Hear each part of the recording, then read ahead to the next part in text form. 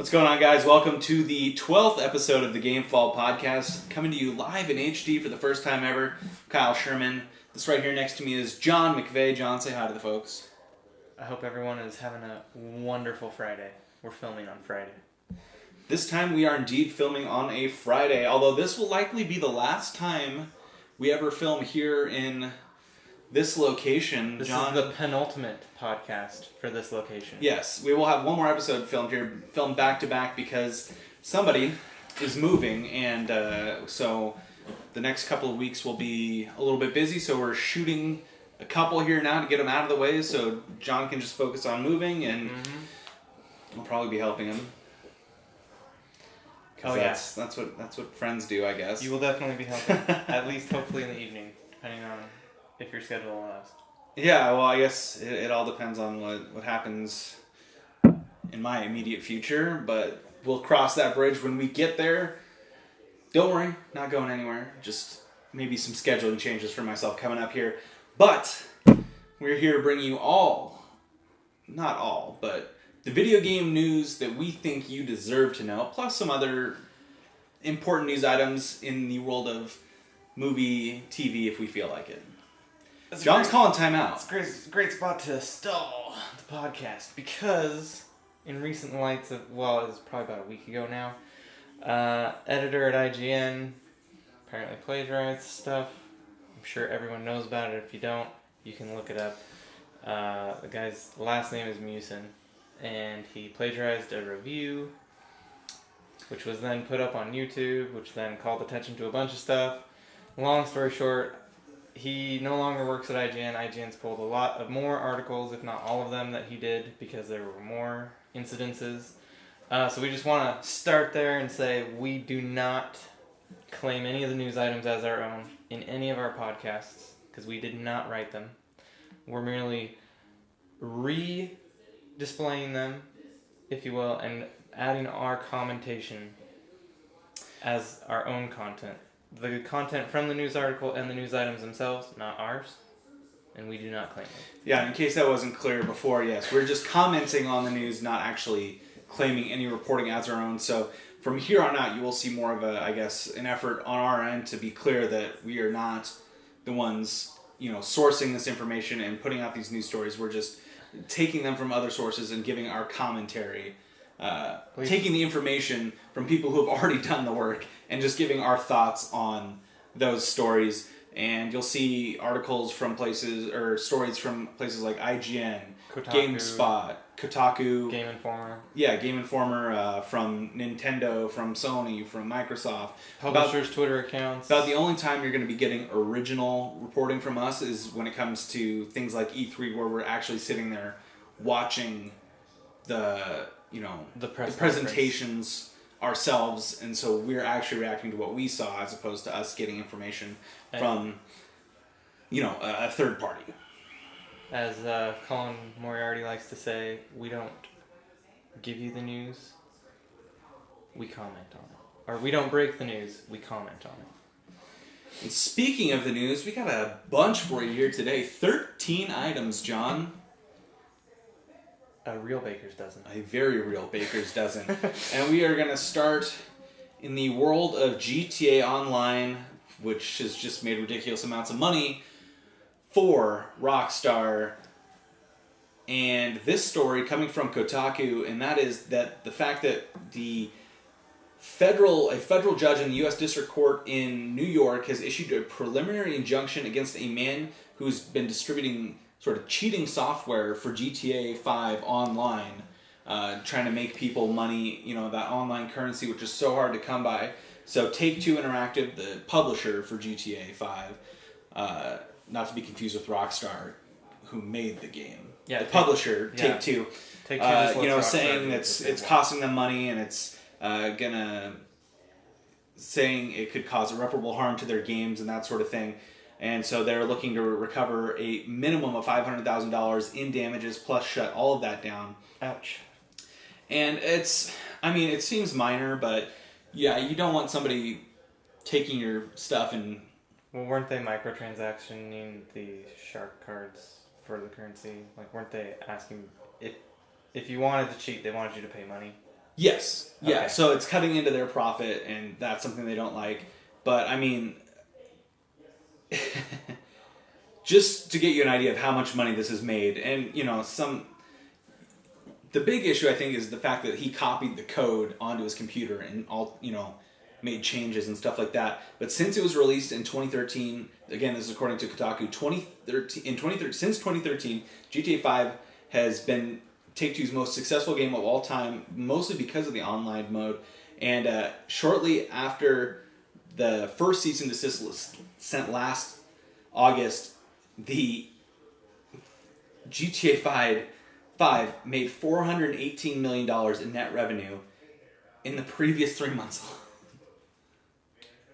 So From Rockstar last made August. 418 million in 3 months. Not the guy who made. Right. No. Take-Two through GTA 5. So it's a very big money machine, and they don't want to infringe on that at all. So And they just want an extra $500,000. They just need that extra $500,000. at least is what they said. At least. I think the big thing is they just want to shut him down. You're right. He's made 2 different programs. They You're right. shut down one. He really cut into those profits there. Yeah, They could have hurting bad. They may have had a whole billion. They're hurting if he bad. hadn't So done Rockstar Hey. and Take-Two looking to protect that money machine that it's- is GTA Online. It's their property, so you can't just copy their code and expect to get away with it. News item number 2 also coming from Kotaku. This one from Nathan Grayson. And this one talking about the Overwatch World Cup. And boy, this, I guess, was off to a rocky start. They had issues promoting this. They didn't promote it very well. And then they had some issues with graphics in their broadcast and stuff like that. But in match number 4, the host team, South Korea, taking on Finland. The game crashed mid-match. And the people rioted. And it happened. They said, essentially, that the Ethernet just died. The LAN just straight up gave out. And that was from actually a Blizzard developer. A Blizzard employee said it wasn't the game, it was the LAN that went out, but it caused a nearly 30-minute delay. And I guess it was a great match. It went down to the very end with the home team South Korea, who has won both Overwatch World Cups in its 2 years of existence, getting the win. Those Koreans can't be beat, man. They are... This bodes well for Quite. streaming properties, I tell you what. If you can't get a local area network to work properly in the middle of a match, how do you expect streaming to work well? Things happen, though. Things happen. So it is what it is, and, eventually they got it up and going, and, they moved on. Speaking of moving on, news item number 3 comes to you from the official Nintendo website. Nintendo Online. Sorry, Nintendo Switch Online, because naming isn't hard enough. Launches September 2018. Nintendo Switch Online is a paid service that gives members access to online play in compatible games, a selection of NES games, extra features for Nintendo Switch Online smartphone app, and more. End quote. So, basically what they're saying Welcome is... to the party, Nintendo. Welcome There's to the now party. going to be online play. Free games on every console, except Nintendo's are really ridiculously old, with added online features such as online leaderboards. You can enjoy 20 NES games with added online play for the first time ever, and more games added regularly. Going to plans and pricing, because that's what people really want to know about. They have a 1-month subscription for $4, a 3-month subscription for $8, and a 12-month for $20 a year. And the family membership only comes in a 12-month option at $35 a year. And It's so expensive. it is, however, the family plan, if I remember correctly, un momento. So what you're telling me is when I eventually get a Switch, I'll pay for my No, that's not Nintendo what Switch I'm saying. Online. It's not what I'm Thanks, saying. John. Appreciate it. Definitely not. Appreciate it. Definitely not. I think it's 8. Up to 8 Up to 8 accounts. accounts. And they can all be, since it's a family account, if you buy a game supposedly on one, the other ones can play it. It won't lock you out like... It won't lock you you did. out, yeah. Like the like the PlayStation 4 did because they got wives when we bought it on the PlayStation 3 and then downloaded it to someone else's and hey, it was still unlocked.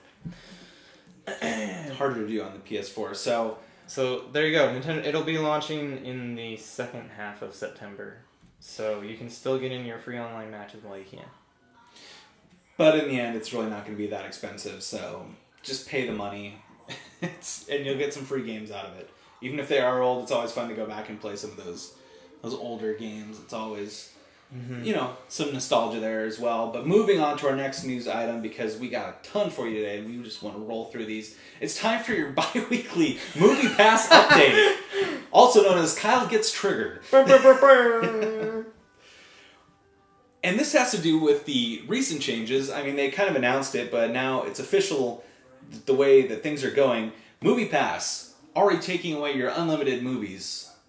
Unlimited, you can only see each one once. They've now dropped it only 3 a month to now. 3 a month. But now it's limited even further. 6 to 7 viewings a day. 6 to 7 titles daily. Where did this article come from? Max. This is from IGN. Thank you, John. But I also got an email that detailed all this information, so you could say it's straight from the... It's kind of first schmecken hand. But second. yeah. So this we're referencing specifically an IGN article, but now only 6 to 7 movies daily. So it'll allegedly rotate. But I will tell you this: that is not actually the case, because looking at the movies from my local theater, the theater closest to me, 2 with 3 different showtimes each. 1 showtime each. The other day, yesterday, when I looked. Exactly. So I went and saw... Oh, sorry. I went and saw Mission Impossible Fallout with my family on my birthday. And my parents were going to pay, obviously, treat me to a movie on my birthday, but... How generous. Yeah. Actually, it is pretty generous. It's getting more and more expensive. But I was going to use my movie pass, and I went to look, and I was like, Never mind. Mission Impossible Fallout's not on here. That's Because odd. There's at least a 2-week wait for blockbusters. But it had already been out a week and a half at that point. Yeah, but you still had a half a week. I know, John. Just let me get through my story. So that was when I dug in a little bit more. I found out all this stuff. I got an email the next day about this. As part of, since I'm a member, they sent me an email with the update to the service, and it's just like, oh yeah, and I went and looked the other day, and literally the only 2 movies I could see were The Meg and Slender Man. And I do want to see The Meg, don't get me wrong, I love a good horror disaster flick, especially if it involves a giant-ass shark, but... And Jason Statham. Oh yeah, I mean... He's a transporter. It's a recipe for greatness. I don't care how dumb it is. I'm going to love it. It's just one of those ones I'm going to love. Speaking of which, Sharknado, the final Sharknado movie, is airing this weekend. So actually, me and my family watch it every year. Oh my god! And the other year, when I was living in Montana, the first summer I was there, so I guess it was when 4 came out, I re-recorded the first 3 and gave myself a little marathon watching Sharknado. That's hilarious. It was glorious. But back to the Movie Pass thing, it's 6 to 7 daily, but your theater's going to limit that too, because that was just with the locally owned theater chain. So there's 3 theaters in that chain, the Village Center chain. Oh, you want to go there? No. Yeah, there's 3. So, but then I went and looked at AMC and Regal, and still, those ones were only 4 apiece. And it literally did not have, showings later in the day. Well, why it said they weren't available. Because those tickets are more expensive, Kyle. Yeah, so it's like, okay. So they lose more money on each transaction. How am I going to go see a free movie now if I was a person that worked... You have to call in. 8 to 5. Call in sick. Yeah. It's pointless. So, I think it's safe to say that I will most likely be ending my subscription to MoviePass very soon. At this time, every time you get an email from MoviePass, it's like I literally am like, oh, is it over? Is it done? Is this the end? It's like a cat screeching in the middle of the night. Yeah. Basically, that's how you feel when you get one. That's fair. All right. Anyway. Well, yeah, so Fallout MoviePass still in 76. trouble. This article comes to you from IGN.com. if it'll ever load. Kyle, it's loaded. Fallout 76, adding more details here to that game, which will obviously be huge for Bethesda. And it's news coming out today, according to IGN, or today, recently, in the last couple days. Tom Marks says Fallout 76 will have private servers and mod support. Does that mean it's going to be from the drop they're going to have those things available? Sounds like from the drop. Let's read further on. Quote, Howard said... Todd Howard. It's a complicated problem, but one that we are 100% committed to solving. End quote. He explained... Sorry, quote again. You know what? This whole thing, I'm just reading it. He explained that he knows that modding is an important part of the current Fallout games, and that they will want to make sure the experience is still available in Fallout 76. Howard also acknowledged that this isn't an easy technical challenge in an online game, but that they will work to make sure it happens. How extensive the mod support will be was not explained, and it seems likely you will need to be in one of these private servers to mod at all. Bethesda is still designing what the system will look like, and Howard didn't specify if these things would only be available for the PC version of the game or not. Though they could potentially use something similar to Bethesda's Creation Club on consoles. My thoughts on this is definitely roll that out on the PC first. Oh, I'm sure it will be on the PC first. It'll probably then move its way into the Xbox, and maybe not, possibly never come to the PlayStation 4. So be it. I guess the only, I'm saying I guess a lot, but making that stuff, if you want to mod, having them play on private servers makes sense, because you don't want somebody modding just out in whatever random server, potentially messing with other people's games if it's a mod that, Well, mods can break stuff, so. Yeah, could break the game and totally that sort of thing. So it makes sense to isolate them onto private servers. So that's a smart decision. And I think, looking at it in the way of roll it out on the PC first, make sure it's all functioning there, and then work your way onto consoles, because consoles obviously are a lot more finicky than PCs can be. Yeah. When it comes to that sort of thing. And you have to work with the party, the Microsoft and Sony. They have to be on board with you allowing mods, because it changes the game without going through certification and other things. So, next news item, John, comes to you by Adam Bankhurst from IGN.com, titled Sony celebrates 500 million PlayStation systems sold with a limited edition PS4 Pro. To be exact, more than 525.3 million to date. Sony celebrating the milestone of 500 million PlayStation systems sold with a 500 million limited edition PS4 Pro, and they're going to only produce 50,000 units. It's a see-through darkish blue for the PS4 Pro. It'll have 2 terabytes. Comes with a PlayStation camera that has the same color. All of these have the same opaque dark blue plastic wherever the plastic is on the thing. So you get PS4 Pro controller, PlayStation camera, the gold headset, which is wireless and does 7.1 surround sound, and a 2 terabyte hard drive in your PS4 Pro. Which really have the gold headset in there. We have the original gold headset for the PS4, and it's nice. I approve.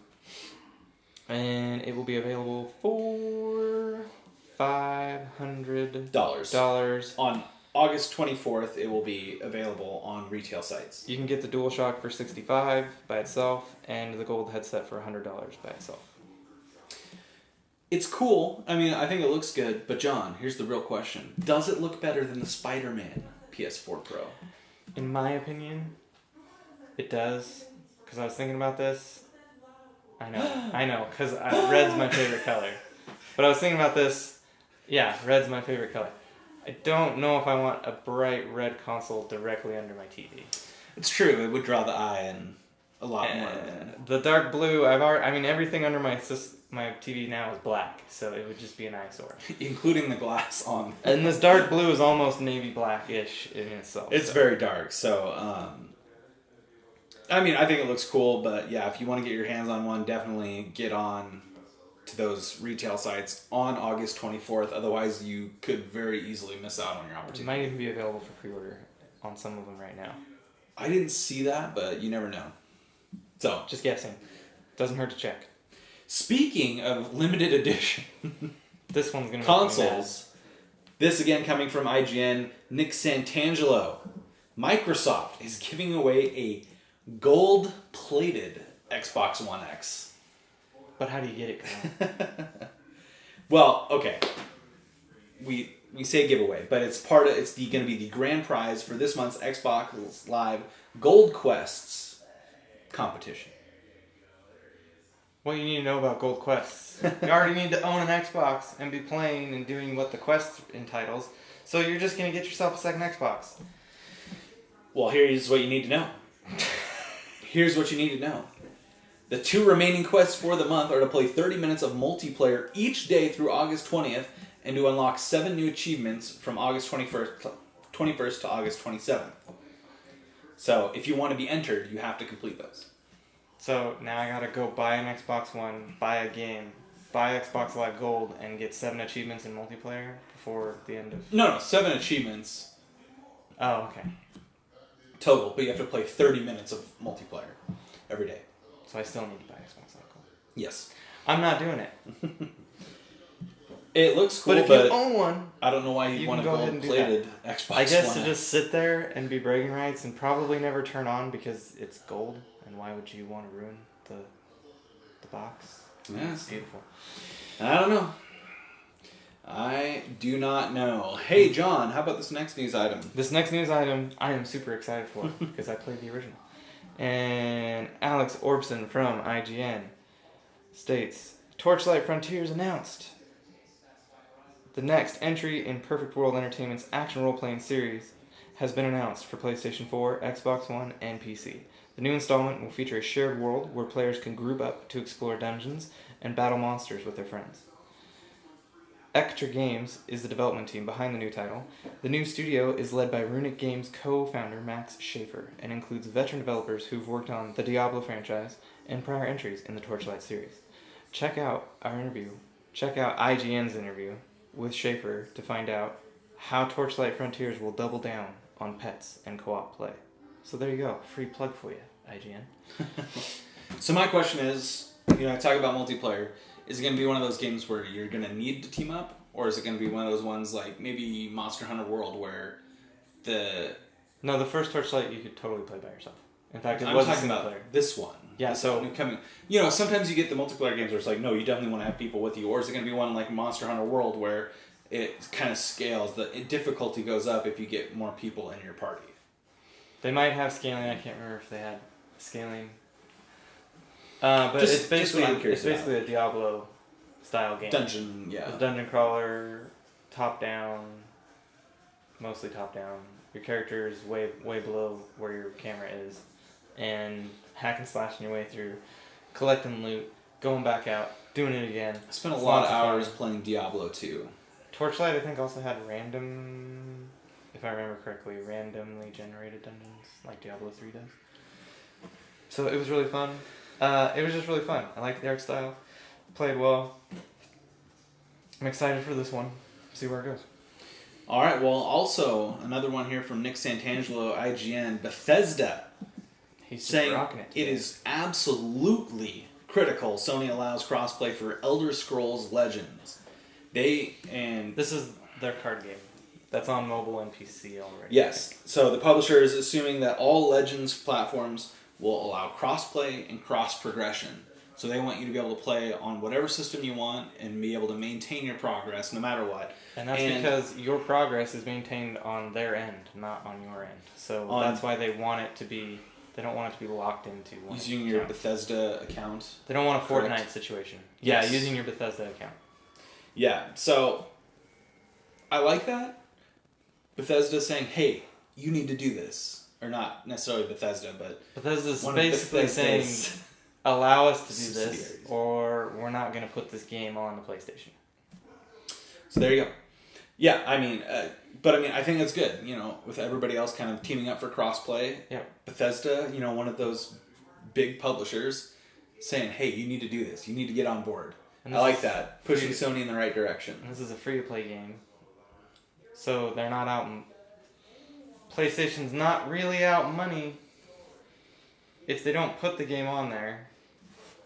But Bethesda's also not really out money if they put the game on there, because chances are you have a smartphone or some other device.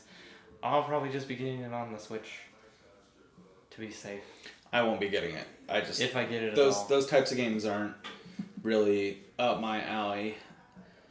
And now it's time for another installment of talking about our favorite company in video games. Everybody's favorite company in video games. EA, Electronic Arts. With Nick Santangelo, once again, man, dude's everywhere, saying EA is using a, quote, moral compass to give studios loot box guidance. And that I find humorous. That idea. Yeah. That's, moral So compass. Santangelo talking about, EA getting into really hot water over, Star Wars Battlefront 2 and their loot box system. He says, but now Electronic Arts is claiming to see it's seen the error of its ways and supposedly wants to do right by fans without completely scrapping the idea of making money by selling loot boxes. And speaking with GameIndustry.biz, Executive Vice President of Strategic Growth Matt Bilby, explained how the world's second largest game publisher has already changed its approach. He says, I ran a team internally with EA Chief Design Officer Patrick Soderlund post-Battlefront to actually redesign our game development framework and testing platforms to ensure we're giving our game teams the right guidance. We'll call it an EA moral compass at the beginning of development so that we're designing our live service early. We're testing it early, testing it with gamers who are actually giving us feedback, so we ensure that those pillars of fairness, value, and fun are true. So, hopefully no more pay-to-win junk. But it's EA, so I'm not holding my breath. Prove it. Yeah, prove it. So, I mean, if that's true, that's awesome. EA kind of seeing the error of their ways, but yeah, once again, we'll just have to wait and see because you never know with EA and the way they tend to do things. Okay, news item number 12 was a repeat. It was basically just talking about Nintendo Online. So, moving on to the last item. This also comes to you from Nick Santangelo. Man, he's just on fire. PlayStation VR hits 3 million units sold. It's also sold 21.9 million VR games and experiences. Sony announced in a blog post today that it has now sold through 3 million PlayStation VR units, 21.9 PlayStation VR games and experiences. The console holder also shared a list of the 10 most played PlayStation VR games to date. I'm having a stroke over here. The number 1, The Elder Scrolls 5 Skyrim VR. Number 2, PlayStation VR Worlds, which I'm pretty sure is a pack-in with the system in most cases. Mm-hmm. Number 3, The Rec Room. Number 4, Resident Evil 7 Biohazard, which isn't that kind of a cheat? You can play it without VR. I don't know how they're counting that one. But I mean, obviously Number a lot of 5. people are playing it. Yes. Number 5, The Playroom VR. Number 6, Job Simulator. Number 7, Until Dawn Rush of Blood. Number 8, Batman Arkham VR. Number 9, Farpoint, which actually looks cool. Number 10, Super Hot VR, which I have no idea what that is. Yeah, I'm familiar with the first 9 games you listed there. Not so much about the 10 ones, Super Hot. But it's one of those things that's, I mean, I guess it's awesome to see that they're continuing to do well and that they've now sold 3 million units, which I think that's more than they were initially expecting at this point. I don't think they were expecting to sell very many because they said this is the start of a 20-year... When they were originally introducing the idea... It was phase 1, sort of phase getting 1, their feet in wet. Yeah, they knew that they weren't going to just leave it with this, and if this didn't do well, they were going to stop, basically, is what they were saying. Yeah, and the fact that they've sold over 20 million games to go with those 3 million VR units shows that it's a pretty good attachment rate for those units. People who have it like it. Speaking of games... And John's a liar, so... This is the final one. That was the penultimate story. Final one coming here. Imran Khan, sorry if I said your name wrong, via Game Informer, quotes the following. THQ Nordic acquires the Time Splitters and Second Sight properties. THQ Nordic has announced that they have picked up the Time Splitters property and released a trilogy. as well as the rights to Free Radical's Second Sight. This puts THQ Nordic in a position to not only re-release the old Time Splitter games, but to make new ones as well. Time Splitters was largely considered as one of the most influential console games of the early 2000s. THQ Nordic wrote in a press release that they just issued.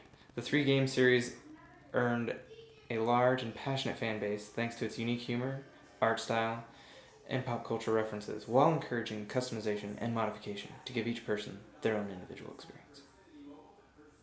Did you play Time Splitters? I never did. I didn't either. But I mean, it was big, and it was created by Free Radical. But Free Radical was comprised mostly of ex-Rare employees, the same folks, the same teams that made GoldenEye 007, one of the all-time great N64 games, as well as Perfect Dark. So pretty good bunch there. So I guess it'll be interesting. And they were later purchased by Crytek. Yes. And rebranded as Crytek UK. So lots of interesting facts in this article.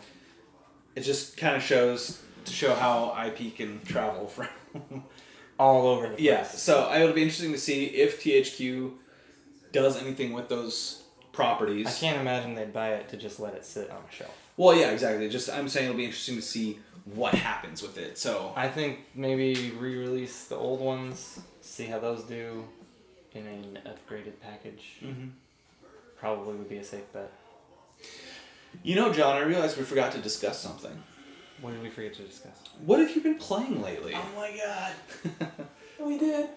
Actually, I kind of planned it this way because I'm such a failure. Our final topic of the show is going to be a game review. But before we get to that, John, what have you been playing? 2 new games that I didn't even talk about, which are Riptide GP for Grand Prix. Yeah. GP. Renegade. Riptide GP Renegade. Gotta remember the bottom part of that title. It's ridiculous. Subtitle. Too many names. Not to be confused with any other Riptide GP game. Basically, it's a jet ski game, and it's awesome. Awesome jet ski game. And I got it on the Switch for $4. $4, yeah. $4. They're cheap. On sale. And amazing. And then the other one I've been playing is Hollow Knight on the Switch. I mean, I like the art style, but it's a Metroid-ish. And then there's upgrading stuff. And then if you die, you have to go back and collect your person to get your money back. Well, that's fun. But if you die before that, that's gone. So there's that Dark Souls thing in it. Yeah. Which is always a pain. It's in keeping me intrigued for now. I'll say that. Enough, at least, to keep playing it. Enough to keep playing it. Yeah, you were saying, I think, to me that... And then Pokemon Sun. Ultra Sun. I was going back to those. I played Riptide GP Renegade with you. It was amazing. Fun game. We were just passing the controller back and forth between races. And, oh man, it kind of really made me want to go back and hook up my PS1 and play some Jet Moto. It makes me want to play very different, obviously. With Wave Race? Yeah, Wave Race 64. Yeah. That one too. We discussed both those games when we were playing it, and that was a lot of fun. And I think you said to me on Hollow Knight, you said it was just like you didn't get a whole lot of background. No, I don't know what my character is like. Why? So I mean, is he a bug? Is everyone else just bugs and he's not? I'm confused. So I mean, that's a little confusing, disappointing, however you want to say it. But there's supposedly a comic if you pre-ordered it. I didn't pre-order it. I don't want to have to read a comic to know the backstory. Thank you. It's a game. Put it in your game. Put the backstory in the game. Put it in your game. For me, I did some damage. Yes, you did. First, I'll say I completed Horizon Zero Dawn. Yay! That review will be in the next episode. And then I also beat Mass Effect Andromeda. That one we will be discussing momentarily of the show. But I've also been branching out a little bit. Not really, but anyway. I decided I just randomly threw on my Xbox One, and I saw that I had Portal installed. So I just did a real quick playthrough of Portal Still Alive. Game holds up great. Yes. It's fantastic, especially when you get to the end in the credits with the song. Are you still there? Yeah, it was great. Was a triumph. It was great. So I actually went back after I beat that, which was... Now you make me want to play 2. Portal 2. That's what I did. I went back and I downloaded it. I went back and downloaded Portal 2 as well. That's way better in my opinion. Oh, yeah. So I played the first couple levels on there, and Wheatley Yes. is just hilarious. So I did a little bit of that. I love when she turns into the potato. Because now I'm literally just filling time until September 7th. Spider-Man comes out. Spider-Man. So that's what I've been playing, and with that, let's talk some Mass Effect Andromeda. It was a game. Of the show. Yes, the topic of the show. We've arrived. Finally, feels like it's taken forever to get here, but I thought it was a lot better than I initially gave it credit for. When I first played it, it came out at a time right alongside Horizon Zero Dawn. Horizon Zero Dawn, Nintendo Switch with Breath of the Wild. Those ones didn't affect me, but Horizon Zero Dawn did for sure. Mm-hmm. I went back. I was probably halfway done with all the side stuff, or 2/3 done with the side stuff, and about halfway done with the main story. Did you finish Inquisition? I did not. Okay, I didn't either. I was just curious. So this is better in your opinion than Inquisition? Yes, far superior. My problem with Inquisition was I hate having to map all the powers, because with Inquisition, because you have so many you can choose from, then you have to boil it down to 4. I hate that. Mass Effect Andromeda, yes, you have all those powers that you can choose from. You can literally choose to be biotic, tech, or just combat powers, but you can switch them up anytime you want. Did they lock you into a class? No. You can switch it up however you want it. And based on what abilities you had unlocked, it unlocked the different play styles like Infiltrator or, Biotic Commando, that sort of thing. So, which would help you, help your play style. Gotcha. So, I like that. I did more of, tech and combat powers because I liked... You want to unlock boxes. I liked overloading shields. Okay. Super helpful. And then I also like throwing the concussive shots. Those are my favorite. I combined, what was it with concussive shot? Something, and it would combine for a tech combo. I like the soldier. So, that's what I like to play with. The story was it took a little while to get into the story, but once it got going, I really liked it. So I probably just didn't play enough. Yeah, you probably didn't, but it still wasn't as good as the original trilogy in terms of that. But, so what ends up happening is, and this may be spoilers, but honestly the game's been out forever. Just deal with it. And I didn't finish it. You're not gonna finish it. You most likely said. So, the two species you encounter when you go to Andromeda are the Ket, those are the bad guys, who you're going against. Check. And the Angara, who are... Avatar-like? Yeah, blue people. They're really blue people? Yeah, they're blue people. That's hilarious. I shit you not. Blue people. I just think it's funny that I said Avatar and they were actually blue. So you learn you go around, you're terraforming so that these planets so you can set up colonies and that sort of thing. And, oh my god. It's called Remnant technology, and there's some Remnant machines. Which is the planet you landed on in the first part of the game? Yeah, right? So that's Remnant tech, those things that terraform the planets and that sort of thing. So you go through and you're essentially activating all these things, and the head of the Ket, the Archon, is trying to get control of that same terraforming system so he can... you learn that the Ket are actually just sort of mutated other species. So, a lot of the Ket are mutated Angara. They call it ascending. Kind of like the husks, or not the husks, the Reaper thing. They take. Yeah. Yeah, the husks.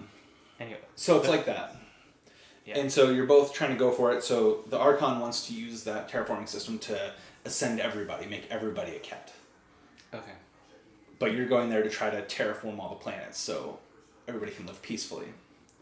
And you learn Okay. that actually the Angara are creations of the Remnant. They were genetically engineered species to Kinda live like in the there. keepers. And I forget the name of the, oh my gosh, I forget the name of the race that created the Remnant technology. You learn their name.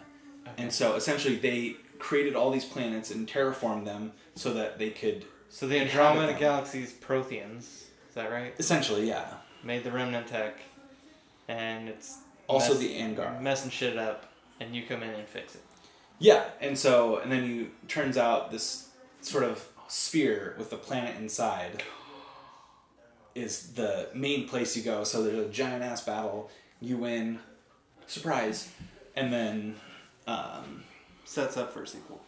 it does. We'll see if that actually happens or not. It's not. But that terraforming base actually becomes the human base, sort of the homeworld of the Andromeda Initiative. So I actually really enjoyed the story once I got into the story. I think my problem initially too was I focused too much on side stuff.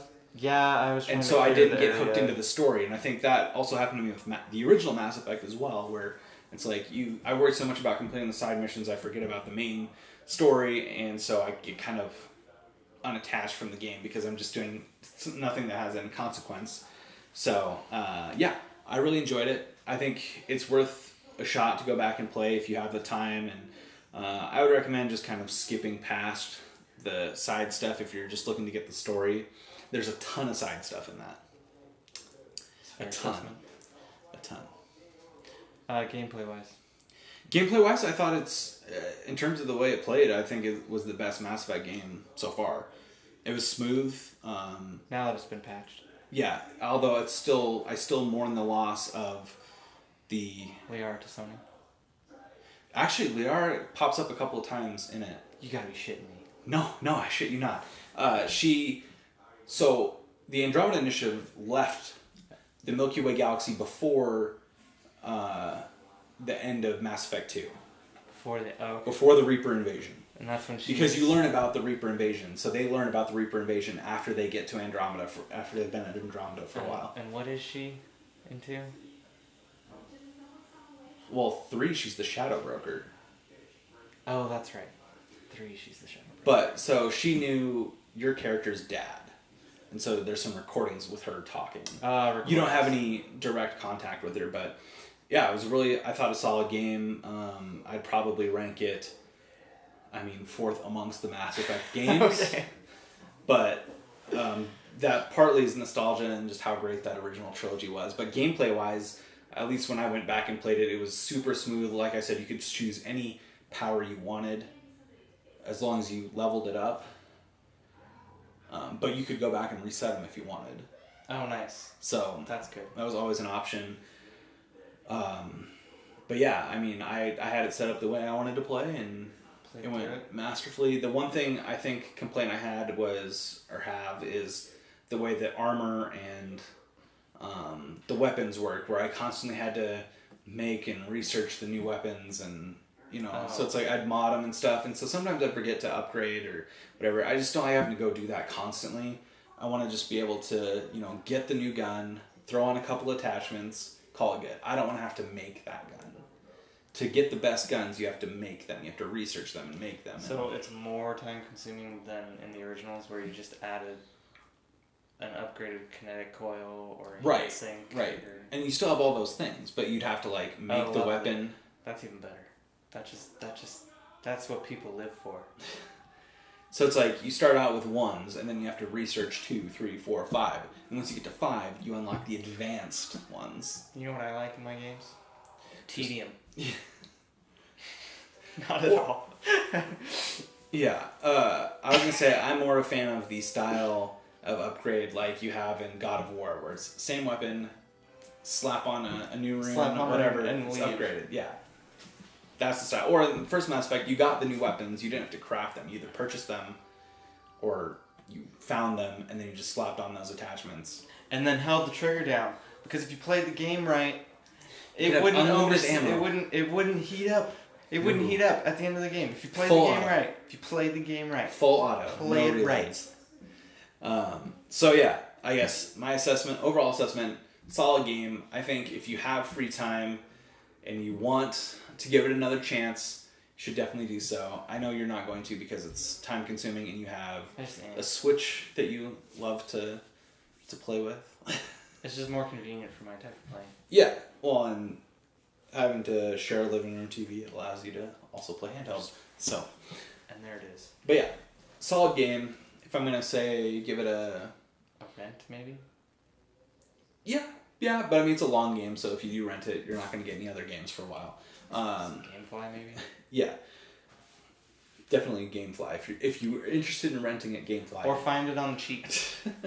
Yeah, it'll be dirt cheap now. I'm sure it's only $20. But if I gave it a letter grade, because screw numbers. We're not going out of 10. We're not going out of 5. We're giving them letter grades. Numbers suck. A B. I give it a solid B. Enjoyable, but there was too much side stuff that kind of detracted from the main story, and then all the tedium with the weapons and armor upgrades, I think, kind of detracted from it. But once I got into the story, I was hooked. Okay. So, that'll wrap things up for episode 12 of the Gamefall podcast. He's Kyle Sherman. I'm Kyle Sherman. He's Kyle Sherman now. He's All right. John McVeigh. You want to wrap it up? just... I'm John McVeigh.